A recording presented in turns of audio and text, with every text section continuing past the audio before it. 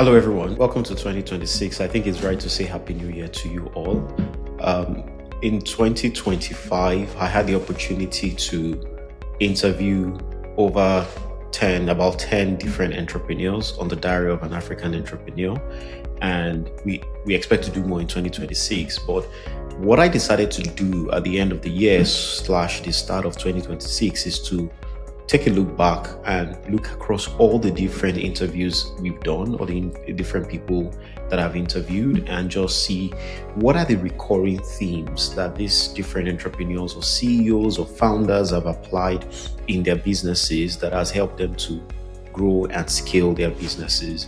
And I wanted to condense that into 5 themes that I believe will be very helpful to every entrepreneur that is looking to make a step change or a game change in their business in 2026. First of all, I'd like to say big thanks to all the entrepreneurs that took out of their busy schedules to, spend time 1-2 hours with me on the interview.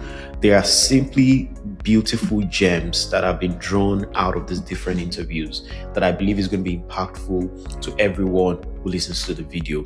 There are 5 major themes that reviewing all the videos and then seeing what exactly are themes that is shared across board by all these different entrepreneurs. And there were 5 major themes that come out to me, and I just want to talk about those different things and then share a bit more and then see how we're going to use that to power through 2026. The first thing that came across is structure eclipses hustle. Many of us as entrepreneurs, we like the busyness of the day-to-day work. It's nice to say things like, "Oh, I'm so busy. I've not gone on a vacation. Things are so tight. I'm working so hard. I work, from 9 a.m. to 9 p.m." While those things, are not exclusive to only people who own businesses. You see employees that work that hard as well. The question is, what exactly are you doing as the entrepreneur of the business? Are you excited? Are you reveling in that hustle, or that hustle is just for a time bidding when you can build structures around the business? In the early days, that might be fine, but as the business grows, it's important to start saying, how do you put structures around your business? How do you build those boring, like somebody said, those boring structures that are not exciting, they're not sexy, but they are there. They are the things that form the foundation of the business that you're growing. Governance around HR, around standard operating procedures. Those are the things that become the strength and foundation of the business. A good example that was given by Tayo Oshiemi, the CEO of Scaled Integrated Services, on how he scaled from 150 million naira business to over 11 billion in revenue, was around how they created specific strategies for scaling, putting structures in place. One of the things he said was that if you don't have structures, you don't need to be working harder. You need to put those structures in place, and those things are what helps you, your employees, and the entire business, and even your stakeholders to understand what your plan and direction is towards scale and growth. So the actionable advice on this point is, if your business collapses when you take a 2-week vacation, you don't have a business, you have a job. In 2026, you need to build a system that replaces you. That's the first thing. The second thing is, trust is infrastructure. I think it's been so understated that the impact of trust in any business. One of the things I've had across most of the interviews I've done is how people trusted them, and as a result, they were able to take decisions or make moves that they would otherwise not have made. A good example is Larry of S&P, when one of the suppliers of hibiscus for him, when he lost money, was able to advance to him product and say, "Look, when you sell, pay me." That is a currency on its own. Trust is a currency that you can spend, and it's important that you understand that in the context of your business. One of the biggest barriers in African markets is the trust deficit. The businesses that will explode in 2026 are those that use technology not just for efficiency, but to manufacture the trust between buyers and sellers. And you need to pay attention to that part of your value chain. Another example is Fayomi, the CEO and founder of Pulus Africa. And one of the things they're doing is they're revolutionizing the poultry value chain by solving the problem of trust. They are connecting farmers who produce the birds to the buyers, the market, the restaurants, that are using those products. And one of the things that they've made happen is, how do they ensure that these farmers, when their birds are taken, they get paid within 24 hours? It was something that was not common, for those farmers. Many of them said many times, they don't get paid for a long time. But their company, Pulus Africa, made that happen. They removed the fear of, will I get paid? And that helped them to unlock massive supply from these companies that are providing for them. So the actionable advice here is, identify where the fear of fraud or fear of disappointment slows down your customers. Build a mechanism that guarantees safety, trust that guarantees safety and trust, because that is your most valuable, currency that you can trade with if you don't have cash or money. That's the second point. The second thing that came across from the interviews is that resilience, it's a strategy.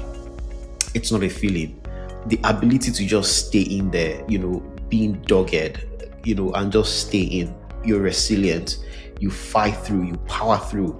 There are many things that we serve as headwinds, and they will try to, hinder us from being able to do things in our business. I remember the conversation, the very first interview we had with Richie Zataya, the CEO of Winich Farms, and he talked about the business he was doing, how he traveled to the north, even at the point where his parents didn't know where he was. He just got on the next bus the next morning, went to the north, went to start a farm, and he just kept powering through. There were so many things that stood as obstacles, as headwinds, but he stayed through it all.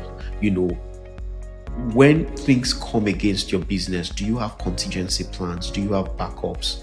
How have you thought about the second, third possibilities if things fail? And those are things that we need to start thinking through as a business. Not just keep your head down, you're just buried in the operational aspect of the business and just trying to get things done. That is good. That keeps the business alive today. But as you're doing that, every now and then you need to raise your head up and ask yourself, what do I need to be doing to make sure that if things fall apart, I can still continue to go ahead? I recall still from the conversation with Richie's when COVID happened. They had to, they couldn't move products out. Eventually, at some point, he had to get on the truck himself, go with the product, had an accident. His leg was almost amputated. I'm not saying you should go as far as getting your bodies amputated, but what I'm saying is that as an entrepreneur, don't take no for an answer in 2026. Just be very mindful, be resilient, stay in there. The actionable advice here is, stop hoping that the market stabilizes, because the reality is that it might not, and it probably won't. Build a business model that is, it's anti-fragile. Yes, that's the word. It's anti-fragile, one that gives an advantage, even when chaos eats. Build a business like that. That's the third point. The fourth one is that the global market should be your standard. Think about it from a global point of view.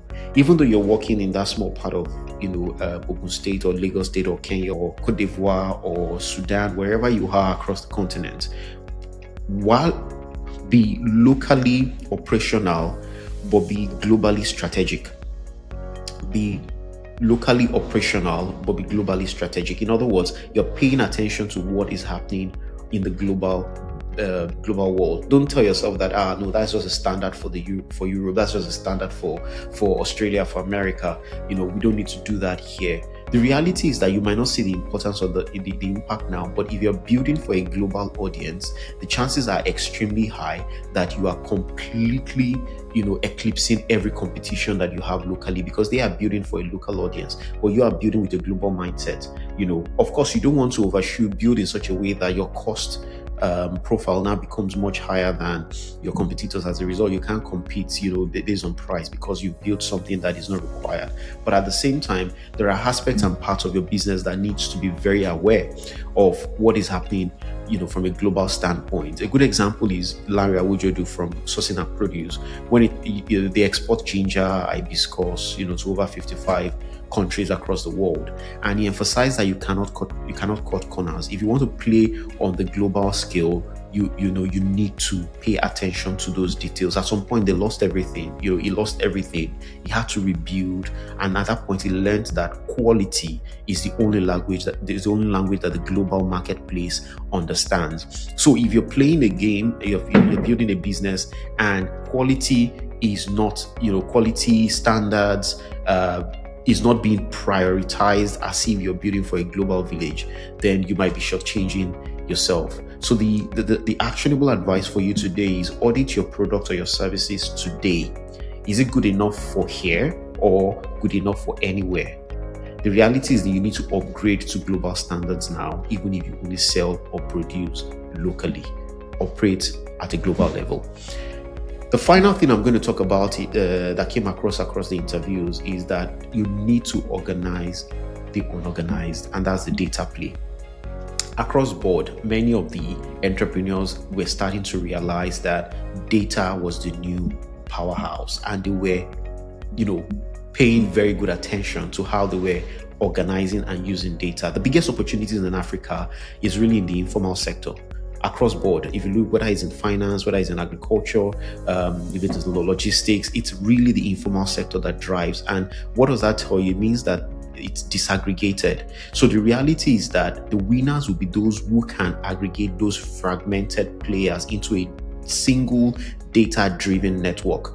But to do that, you need to begin to pay attention to the data, no matter how little it is, the data you have today. Don't just power on based on guts. Guts is important for the exceptional situation, but it should not be what powers your business on a day-to-day basis. On a day-to-day basis, you should be data-driven, looking at the numbers, making decisions based on those numbers. And we have examples of different entrepreneurs. June Odongo, the CEO of Senga Technologies, talked a lot about how they are leveraging a lot of data to organize chaotic supply chains. The same thing with Richie's Attire of Village Farms. Talked about how they're creating value with the farmers using the data, that they have been collecting to organize that space. So the actionable advice for you here is look at the messiest part of your industry. Don't run from it. If you can organize it with data and simple technology, you will own that market. So I hope these five themes, have been very helpful for you to be able to begin at least to have a template from which you can start the year and tell yourself that, look, this is how we will run in this year. This is how we'll move. And we'll begin to action some of these points in your business on a day-to-day basis. 2025 might have been about survival, but 2026 has to be about structure. So the question is, which of these 5 principles do you think you can start applying today? I would advise, if you can, go to the podcast and the Diary of an African Entrepreneur to watch the full interviews in the playlist below. I've just extracted a few of the things, but there are many more that you will be able to find, and they will be very, very helpful for you. Thank you very much, and it's a pleasure speaking to you once again. All the best in 2026.